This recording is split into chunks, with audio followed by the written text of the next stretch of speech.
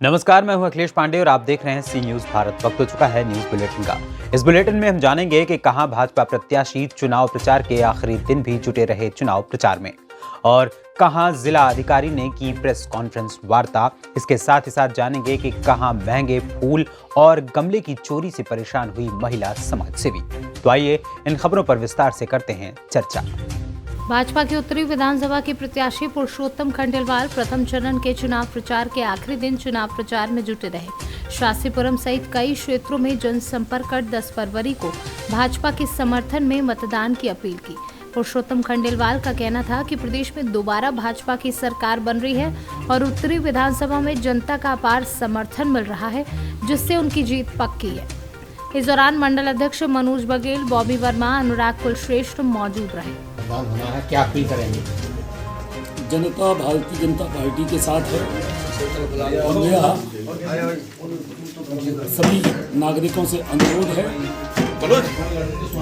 कि मोदी जी को मजबूत करने के लिए, देश को मजबूत करने के लिए जिन्ना परस्त, पाकिस्तान परस्त राजनीति करने वालों को वोट की चोट से 10 फरवरी को भारी मतदान कमल के फूल के पक्ष में करके भाजपा को विजयी बनाएंगे तो योगी जी जैसा महान नेता यहाँ मुख्यमंत्री बनेंगे और मोदी जी स्वतः ही मजबूत हो जाएंगे। मोदी जी की मजबूती का मतलब भारत की मजबूती है, इसलिए मेरा पुनः लोगों से अनुरोध। उत्तरी विधानसभा में लगभग कितनी जीत मानना है? आगरा से सीनू संवाददाता अनुज उपाध्याय की रिपोर्ट। अलीगढ़ जिला अधिकारी व जिला निर्वाचन अधिकारी ने कलेक्ट्रेट सभागार में प्रेस वार्ता के दौरान बताया कि जनपद में मतदान केंद्र 1631 मतदान स्थल 3134 अवस्थित हैं, जिसमें 17 ऑक्लरी बूथ सम्मिलित हैं। वहीं जनपद में कुल 27,65,074 मतदाता हैं, जिनमें पुरुष मतदाताओं की संख्या 14,72,943 है और महिला मतदाताओं की संख्या 12,91,961 एवं अन्य मतदाता 170 है। वहीं पिंक बूथ 35 बनाए गए हैं। वृत्त विधानसभा में 5 दिव्यांग बूथ, 4 मॉडल बूथ, 7 प्रति विधानसभा 11 बनाए गए हैं। जनपद अलीगढ़ में चुनाव होने वाला है, इसको लेकर के आज प्रेस ब्रीफिंग किया गया है। कानून व्यवस्था को लेकर के, बाकी लॉजिस्टिक्स को लेकर के हम लोगों का और मतदान कर्मियों को लेकर के हम लोगों को जो व्यवस्था किए हैं उसके संबंध में ब्रीफिंग किया गया है। और मीडिया को, कैंडिडेट्स, पॉलिटिकल पार्टी के साथ भी मीटिंग किए हैं। जो आचरण उनको रखना है उसके संबंध में भी ब्रीफिंग किया गया है।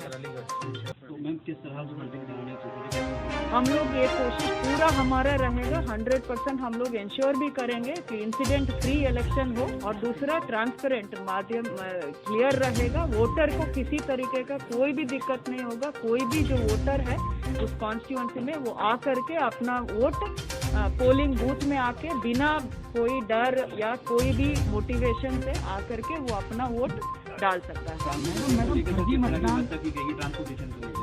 ट्रांसपोर्टेशन वो खुद अपने वाहन से तो आ सकते हैं, 100 मीटर के आगे अलाउड नहीं है बूथ के आसपास। बट ये है कि जो प्लान्ड वे में अगर लेके आते हैं then that is a violation of election commission guidelines. जो इलेक्शन कमीशन का, एमसीसी का गाइडलाइंस है उसको सभी को पालन करना है, बस यही अनुरोध रहेगा सब। फर्जी वोटिंग के लिए हम लोग पूरा चेकिंग कर रहे हैं। बीएलओ बैठे हैं, एजेंट्स भी रहेंगे जो वोटर को आइडेंटिफाई करेंगे। हर बूथ पे एक महिला पोस्टेड है जो आइडेंटिफिकेशन में मदद करेंगे। वोटर अपना आई कार्ड प्रॉपर जो चुनाव आयोग ने दिया है, जितने तरीके का फोटो युक्त पहचान पत्र, उसमें कोई एक ले करके वोट कर सकते हैं। बट वोटर लिस्ट में अगर नाम है तभी वोट डाल सकते हैं, अगर किसी का नाम नहीं है वो वोट नहीं डाल सकते।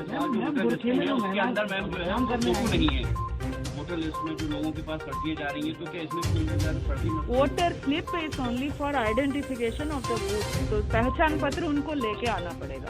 मैम, बुरखे में जो महिलाएं मतदान करने आई हैं उनका कैसे पहचान? हर बूथ में एक महिला पोस्टेड रहेंगे जो इनके लिए, जो भी टीम्स वहां बैठेगी आइडेंटिफिकेशन में उनको मदद करेंगे। स्ट्रिक्ट रिगार्ड टू डिसेंसी, कोई भी महिला के साथ कोई दुर्व्यवहार कभी नहीं होगा।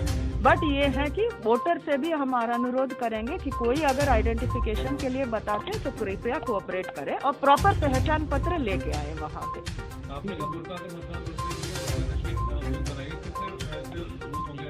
329 329 बूथ हम लोगों ने आइडेंटिफाई किया है, तो जहाँ पे बिल्कुल महिला पुलिसकर्मी और बाकी व्यवस्था भी कर रहे हैं ताकि इनको किसी तरीके का कोई दिक्कत ना हो, कोई तरीके का परेशानी नहीं आएगी कोई भी महिला के साथ। पुलिस फोर्स हो, चाहे अन्य जनपद यूनिट से सिविल पुलिस का फोर्स हो या होमगार्ड हो या पीआरडी हो, सबका व्यवस्थापन किया गया है। डिप्लॉयमेंट प्लान पूरा है, चाहे बूथ ड्यूटी हो या कानून व्यवस्था की ड्यूटी हो। इधर अभी सूचना इकाई जो हमारी है, अग्निशमन है, जितने भी पुलिस के विंग्स होते हैं, वायरलेस होता है, इन सबका भी विस्तृत ड्यूटी चार्ट है और आज अपराह्न में इन सबकी ब्रीफिंग है। इसके अलावा जो कानून व्यवस्था के दृष्टिगत आपने विशेष रूप से पूछा है, तो हमारी यूपी 112 की गाड़ियाँ, इसके अलावा हमारे 100 से ज़्यादा क्लस्टर मोबाइल्स भी बनी हैं। हर थाने पर 2-2 QRT हम लोगों की रहेंगी और अतिरिक्त थाना मोबाइल्स भी हम लोगों ने दी हैं जो कि अपना कार्य करेंगी। 2 दिन से आप देख रहे होंगे बड़ा ही ब्रिस्क एरिया डोमिनेशन जो है चौकीवार चल रहा है, थानावार भी नहीं, चौकी क्षेत्रवार जो है, जो हमारी CAPF की कंपनीज हैं वो हमारे लोकल चौकी इंचार्ज के साथ एरिया डोमिनेशन कर रही हैं ताकि लोगों में एक विश्वास जाग सके। अब तक भारी मात्रा में हम लोगों ने विश्वास पर्चियाँ लोगों को बांटी हैं, बूथ पर भी लगाई हैं ताकि यदि किसी को कोई भी अपनी समस्या बतानी है तो पुलिस को सीधे बताएं। उसका संख्या तो हम लोग नहीं बताते हैं, लेकिन जितने भी हैं उन पर पर्याप्त सुरक्षा व्यवस्था है। वहाँ पर सिविल पुलिस का फोर्स भी होता है, आपका CAPF भी होता है। इसके अलावा हमारे जोनल सेक्टर पुलिस मोबाइल होती है, जोनल पुलिस मोबाइल होती है, क्षेत्र में भ्रमण क्लस्टर मोबाइल होती है, क्षेत्र में हमारा पिकेट भी होता है, यूपी 112 की गाड़ी होती है और चौकी इंचार्ज की मोबाइल होती है और संबंधित थाने की 2 QRT भी होती है। कोई भी यदि समस्या है, कोई व्यक्ति शिकायत करता है कि कोई उसे डरा रहा है या धमका रहा है, तो इतनी सारी मोबाइल हमारी उसको रिस्पॉन्ड करने के लिए वहाँ पर मौजूद हैं। इसलिए मैं आपसे यही कहूँगा कि आप इस बात को स्पष्ट रूप से पब्लिक तक पहुँचा दें कि कोई भी यदि व्यक्ति अराजकता करता है, चुनावी प्रक्रिया में विघ्न बाधा डालने की कोशिश करता है, तो उसके विरुद्ध कठोरतम कानूनन कार्रवाई की जाएगी और उसके लिए हम लोगों के पास पर्याप्त सुरक्षा बल भी मौजूद है। अभी तो इसके पुलिस को ये भी कहा गया है कि जहाँ एक और आप EVM को सिक्योर करेंगे, वोटर को सिक्योर करेंगे, वहीं लोगों को फैसिलिटेट भी करें वोटर्स को। एक व्यवहारिकता उसमें अपनी लाएं, अच्छे व्यवहार के साथ वोटरों को फैसिलिटेट भी करें कि अच्छे से मतदान हो, बिना भय के मतदान हो और अधिक मतदान हो। धन्यवाद। अलीगढ़ से सीनू संवाददाता संजीव शर्मा की रिपोर्ट। शाहगंज नगर की महिला समाज सेवी और ब्यूटिशियन खुशबू जायसवाल अपनी फुलवारी में फूल और गमले की चोरी से परेशान है। शुरू में चोर 4 दीवारी लांघकर चोरी करते थे और महंगे पौधे चुरा ले जाते थे। आज जाकर उन्होंने पूरे घर को लोहे की जाली से ढकवा दिया, लेकिन समस्या खत्म नहीं हुई। आज सुबह एक बार फिर पौधे चुराने वाला लड़का सुबह 8 बजे के करीब लोहे का गेट लेकर उनके घर में घुसा और कई पौधे चुरा लिए। सारी घटना CCTV फुटेज में कैद हो गई है। आपके यहाँ लगातार कई बार जो है फूल पौधों की चोरी हुई है, जो CCTV कैमरे में जो कैद हुआ, फुटेज ने भी भेजा, पुलिस को भी सूचना दी। उसके बाद आज आपके यहाँ 5वीं बार जो है दरवाज़ा खोल के चोर ने चोरी किया और आपने उसे देखा भी, पकड़ने की कोशिश की भी कि नाकाम रही। ये पूरा घटनाक्रम क्या है? मैं क्या बताऊँ, मैं प्रकृति की प्रेमी हूँ, मुझे पेड़ पौधों का बहुत शौक है। मैं बाहर से लाला के पेड़ पौधे लगाती हूँ और काफ़ी महंगे पेड़ पौधे रहते हैं। आज ही 5वीं बार हमारे घर में घटना हुई है। मतलब ये जब पहले घटना होती थी तो उसकी वजह से मैंने ये पूरे लोहे की ग्रिल की पैकिंग करा ली और पैकिंग कराने के बाद आज घटना ये हुई कि मतलब चोर की इतनी हिम्मत देखी कि दरवाज़ा खोल करके वो अंदर आया और दरवाज़ा खोल करके आया और लगभग 8-9 पेड़ आज भी उसने चोरी किया और पकड़ते पकड़ते आज वो हाथ से मेरे बच गया, नहीं तो पकड़ ही में ही आ जाता। घटना की सूचना पुलिस दे दी है? हाँ, उसकी जानकारी मैंने पुलिस को दे दी है। जौनपुर से सीनू संवाददाता दिवाकर मिश्रा के साथ दीपक सिंह की रिपोर्ट। निरसा थाना अंतर्गत गबला मोड़ समीप देर रात धनबाद की ओर जा रही हाईवा असंतुलित होकर सड़क किनारे एक दुकान को तोड़ते हुए अंदर घुस गई, जिससे दुकान बुरी तरह क्षतिग्रस्त हो गई। दुकानदार समीर गोराई ने बताया कि वह दुकान में रोजाना सामान बेचकर घर परिवार चलाता था। दुकान टूटने से उसे काफी नुकसान हुआ है। ये तो किस्मत अच्छी थी कि जिस वक्त ये घटना घटी उस वक्त वे दुकान में नहीं थे, अन्यथा उन लोगों की जान भी चली जाती। हाँ, घटना के बाद हाईवा मालिक मंजूरा अंसारी 1 लाख रुपए देने का वादा किया है, परंतु अब तक नहीं पहुंचा। गाड़ी आया, हम लोग तो खर्चा लगे तो हम लोग अपने मर जाते। यहाँ पर रहते तो हम लोग बीवी बच्चा यहाँ रहता तो हम लोग खुद मर जाते। तो आदमी मर जाता तो क्या करते, बच्चा 2 है तो क्या करेंगे। अभी हमारा घर टूट गया है, हम लोग के भाई का घर टूट गया है। हम लोग 2 रुपया यहीं पर रोजगार करके खाते हैं। हम लोग गरीब आदमी है, तो हम लोग जब गरीब आदमी हैं तो अभी 2 महीना से क्या खाएंगे। हमारा दुकान था यहाँ पर, यहीं पर कूलर जो रसोई बनाते थे तो वो भी चला गया। हम लोग को रोजगार, हम लोग का घर टूट गया। अब क्या करेंगे आप ही बताएं सर। क्या कुछ बात हुआ गाड़ी मालिक से? गाड़ी वाला बोला था 1 लाख रुपए देंगे, उसके बाद अब बोला देंगे, अभी तक आया नहीं। अभी तक बोला था देंगे, लेकिन अभी तक आया नहीं। उसका फोन लगा रहा तो नो टीचर बता रहा। मालिक का नाम क्या था? मालिक का नाम भाई बता रहा। मालिक का नाम तो मंजूरा नहीं, मंजूरा क्या अनुसारी? हाँ, मंजूरा अनुसारी नाम था। आपका परिचय? मेरा हम लोग का घगरा पंचायत जगन्नाथ टोला मेरा घर है। आप इनका कौन लगते हैं? हम लोग इसका परिचय दीजिए, अपना नाम बताइए। मेरा नाम समीर गोरा है। झारखंड से सीनू संवाददाता आजाद अंसारी की रिपोर्ट। रोहतास जिले में शहरी उपभोक्ताओं के विद्युत पोस्टपेड मीटर को स्मार्ट प्रीपेड मीटर में बदलने का कार्य का शुभारंभ डीडीसी रोहतास ने संवाद का सासाराम से की। मंगलवार को रोहतास डीडीसी शेखर आनंद ने कलेक्ट्रेट परिसर सासाराम स्थित संवाद कक्ष से रोहतास जिला के शहरी उपभोक्ताओं हेतु विद्युत प्रीपेड मीटर लगाने के कार्य का शुभारंभ किया। इसका प्लान वही जो अभी जनरल टैरिफ है हम लोगों का, उसी टैरिफ के अनुसार इसका कटेगा। इसमें कोई एक्स्ट्रा चार्जेस नहीं लगेगा, बल्कि इसमें रिबेट जो है, जो पहले 1.5% था, इसमें 3% मिलेगा। इसमें आप डेली बेसिस पर आप अपना खपत देख सकते हैं। आप अपने ऐप के थ्रू डेली बेसिस पर आप अपने खपत को कंट्रोल कर सकते हैं। अगर ज़्यादा हो रहा है तो आप अपना कंजम्पशन कम कीजिएगा, तो आपको पता रहेगा। जैसे मोबाइल में आपका क्या बैलेंस बचा है, वो डेली बेसिस पर, वीकली बेसिस पर भी आप अपना एनालिसिस कर सकते हैं और उसको कंट्रोल कर सकते हैं बिल्कुल ट्रांसपेरेंसी के साथ। इसके रिचार्ज के लिए क्या क्या सुविधा? इसको रिचार्ज जो भी अभी जितनी तरह से बिल का पेमेंट अभी है, जितनी तरह से अभी आप बिल का पेमेंट कर रहे हैं, सभी मोड में पेमेंट होगा। उसके अलावा ये बिहार बिजली ऐप है, स्मार्ट मीटर बिहार बिजली ऐप है, जिसके थ्रू आप पेमेंट इसका कर सकते हैं। सर का नाम? रिजवान अहमद, योजना और काफ़ी सही योजना है इस रोहतास ज़िले के लिए। इससे बिजली के बिल्स में जो समस्याएं होती हैं वो काफ़ी हद तक समस्याएं सॉल्व हो जाएंगी। और जैसा कि आपको अभी विस्तृत प्रेजेंटेशन दिया है बिजली विभाग ने, पारदर्शी हो जाएगा सिस्टम और काफ़ी फ्लेक्सिबल हो जाएगा। पेमेंट की काफ़ी एवेन्यूज़ इंडिविजुअल के पास रहेंगी, किसी भी मोड से पेमेंट कर सकते हैं। तो हम लोग का अच्छा यही रहेगा कि बिजली विभाग समय इस योजना को रोहतास जिले में इम्प्लीमेंट करेगा। ये अभी फिलहाल मतलब ग्रामीण क्षेत्र के भी मिलेगा कि शहरी क्षेत्र? अभी ये शहरी क्षेत्र के लिए इम्प्लीमेंटेड है, ग्रामीण क्षेत्र का कार्य प्रोग्रेस पर। रोहतास से सीनू संवाददाता पंकज कुमार की रिपोर्ट। फतेहपुर जिले के खागा विधानसभा के जुझारू नेता पूर्व डीआईजी रामतीर्थ परमहंस पासवान ने अपने जिला अध्यक्ष और समर्थकों के साथ खागा कस्बे में मतदाताओं से संपर्क किया और आने वाले विधायक को बहुत ही सोच समझकर वोट करना बताया और अपने मनपसंद विधायक को चुनकर अखिलेश यादव को एक बार फिर उत्तर प्रदेश की जनता का सेवा करने का मौका देने का काम जनता जनार्दन करेगी। और समाजवादी पार्टी के जिलाध्यक्ष विपिन ने बताया कि अब गुंडों की सरकार बदलनी है, ये जनता ने ठान लिया है। इसे पूरे उत्तर प्रदेश में पूंजीवादी व्यवस्था को हावी किया है, पूंजीवादी व्यवस्था को बढ़ावा दिया है और एक जात विशेष के लोगों को इस सरकार ने बढ़ावा दिया है।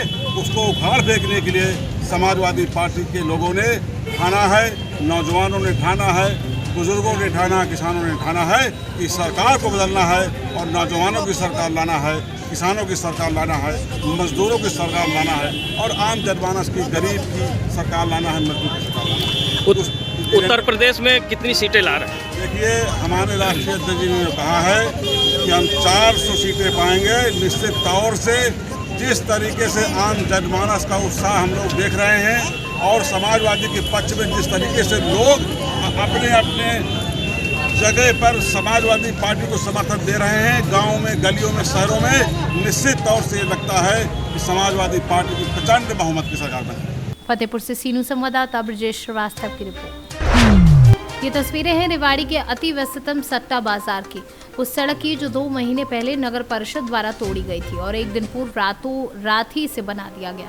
नवनिर्मित इस सड़क का जायजा लेने पहुंचे कांग्रेस के पूर्व मंत्री कैप्टन अजय यादव ने घटिया निर्माण सामग्री से बनाई गई सड़क को लेकर नगर परिषद के अधिकारियों पर कमीशनखोरी और भ्रष्टाचार का आरोप लगाते हुए कहा कि रात ही रात बनाई गई सड़क को देखकर लगता है कि नगर परिषद अधिकारियों को सिर्फ अपनी कमीशन से मतलब है, विकास से नहीं। इसलिए सड़क निर्माण में क्वालिटी की उच्च स्तरीय जांच होनी चाहिए।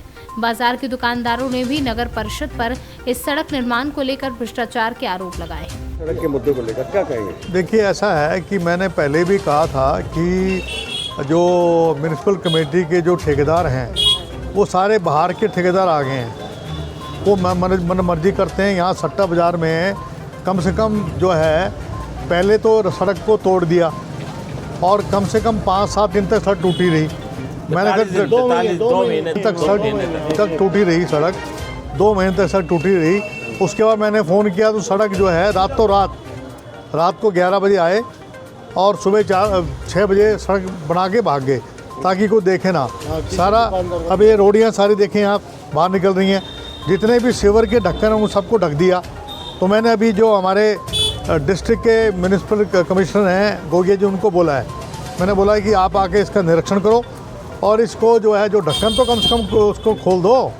कल को अगर कहीं सीवरेज, अभी सीवरेज का पानी सारा गंदा पानी आ रहा है। कब पूरे शहरी स्थिति है, बहुत से ऐसे सीवर जिनके ढक्कन नहीं है और आए दिन लोगों की जान भी जाती है, दुर्घटनाएं भी होती है। तो कहीं ना कहीं आज भी भ्रष्टाचार। मैं यही तो कह रहा हूँ ना कि पब्लिक हेल्थ का काम पब्लिक हेल्थ को करना चाहिए। म्यूनिसिपल कमेटी को जो काम पब्लिक हेल्थ का दे दिया है उसकी वजह से लोग परेशान हैं। इनको तजर्बा नहीं है, इनको काम करने का तजर्बा नहीं है, भ्रष्टाचार चरम सीमा पे है। केवल जो है एक ही काम रह गया है कि इस पे कमीशन खाओ और अपना सड़क पास करो। जो है देखिए 4 राज्यों में तो हमारी सरकार बनेगी। यूपी में हमारी जो है पिछली बार से हमारी जो है प्रदर्शन बेहतर रहेगा और हमारे सहयोग से ही सरकार उत्तर प्रदेश में बनेगी। लेकिन जो नहीं, मैं जो आपको बता रहा हूँ उसमें तथ्यों से मैं बता रहा हूँ, क्योंकि इस बार जो है आम आदमी महंगाई से, बेरोजगारी से, भ्रष्टाचार से और हर प्रकार से, जिस प्रकार से मोदी जी का कल आपने भाषण सुना होगा, किस प्रकार की असंवेदनशील उनका भाषण था। एक प्रधानमंत्री का भाषण जो है इस प्रकार की भाषा इस्तेमाल करना, मैंने तो कभी किसी प्रधानमंत्री ने ना बेरोजगारी की बात करी, ना किसानों की बात करी, ना छोटे व्यापारी की बात करी, ना जीएसटी की बात करी जिससे लोग त्रस्त हैं। उल्टा ये कह दिया कि कोविड-19 में जो मुंबई और दिल्ली की सरकार और राजस्थान की सरकार ने जो पैसे देकर जो घर रुके हुए थे, जो अपने कोविड-19 से पीड़ित लोग थे उनको भेज दिया, इसका मतलब कोविड फैला दिया। जो काम सरकार का था वो काम जो है वो विपक्ष ने किया, उसकी सराहना करने की बजाय उनमें कमियां निकाल रहे थे। अब तो जनता भी कह रहे हैं टोटल हमारे दो का बजट था, उसमें गरीब किसान छोटे व्यापारी को कोई राहत नहीं दी। राहत किसको दी? जो पूंजीपति, उनका जो कॉर्पोरेट टैक्स है वो 12% से घटा के 7% कर दिया और जो रिलीफ देना था वो रिलीफ दिया नहीं। यही मैंने आपसे कहना था। ऐसा है जी, हमारे बाज़ार की सड़क 2 महीने पहले तोड़ गए थे। हम जाके कमेटी में मिले कि हमारे बाज़ार में बहुत तकलीफ़ हो रही है, कीचड़ हो रहा है, रोड़े निकले हुए हैं। और फिर जाके उन्होंने माना कि आपकी सड़क बनाई जाएगी। फिर कप्तान साहब ने गोगिया साहब से कहा और फिर हमारी सड़क बनी। रात को बना के चले गए और सड़क की क्वालिटी इससे बढ़िया तो पहले की सड़क हमारी बहुत बढ़िया थी। इस सड़क को लेकर क्या कहेंगे? इस सड़क को देखे आप ही देखो जी, रात को शुरू हुई है और रात को ही सवेरे ही चले गए और सड़क में कुछ नहीं, और सीवरेज के सारे ढक्कन बंद है, कोई खुला नहीं। और यहाँ गंगा नदी बहती है सुबह सुबह, ये हालात है। सारा ही भ्रष्टाचार है जी, कहीं ना कहीं क्या होता है, कहीं ना कहीं नहीं, सारा ही है। हरियाणा से सीनू संवाददाता चैन सिंह की रिपोर्ट। बड़ी खबर जनपद प्रतापगढ़ के कंधाई थाने से है, जहां पर कंधाई पुलिस को एक कंटेनर गाड़ी जिसमें लगभग 2.5 कुंटल गांजा बरामद हुआ है। पुलिस को देख गाड़ी में सवार 3 संदिग्ध अंधेरे का फायदा उठाकर भाग निकले, लेकिन एक को पुलिस ने पकड़ लिया है। पकड़े गए अभियुक्त ने अपना नाम रत्नेश यादव निवासी सरपतवा जौनपुर बताया है। प्रतापगढ़ से सीनू संवाददाता बिंदु वर्मा की रिपोर्ट। प्रयागराज थाना लालपुर अंतर्गत चिल्ला गोहानी के चैनपुरवा में भू माफियाओं के द्वारा स्थानीय पुलिस की मिलीभगत से धरती का सीना चीरकर किया जा रहा है बड़े पैमाने पर मिट्टी का अवैध खनन। सबसे बड़ी बात यह है कि चैनपुरवा में रातों रात जेसीबी से अवैध खनन किया जा रहा है, लेकिन लालापुर थाना प्रभारी को इस अवैध खनन की कोई जानकारी नहीं है। प्रयागराज से सीनू संवाददाता राकेश पटेल की रिपोर्ट। शाजापुर में युवक झूला फांसी के फंदे पर। प्राप्त जानकारी के अनुसार नेशनल हाईवे 52 के समीप भैरव डूंगरी के पास पेड़ से युवक की लाश लटकते हुए मिली। मृतक युवक की कार भी पास में खड़ी मिली, जिसकी सूचना लालघाटी पुलिस को लगी। वहीं सूचना मिलते ही लालघाटी पुलिस एवं एफएसएल अधिकारी एवं थाना प्रभारी घटनास्थल पर पहुंचे और मर्ग कायम कर मामला जांच में लिया। मृतक युवक का नाम सुरेश प्रताप गोपाल निवासी सनकोटा बताया जा रहा है। हालांकि अभी मौत के कारणों का पता नहीं चल पाया है। पुलिस मामले की जांच कर रही है। शाहजहांपुर से सीनू संवाददाता राजकुमार धाकड़ की रिपोर्ट। फिलहाल इस बुलेटिन में इतना ही। देश दुनिया की तमाम खबरों के लिए देखते रहें सी न्यूज़ भारत। हर खबर आपके साथ, आपके हाथ।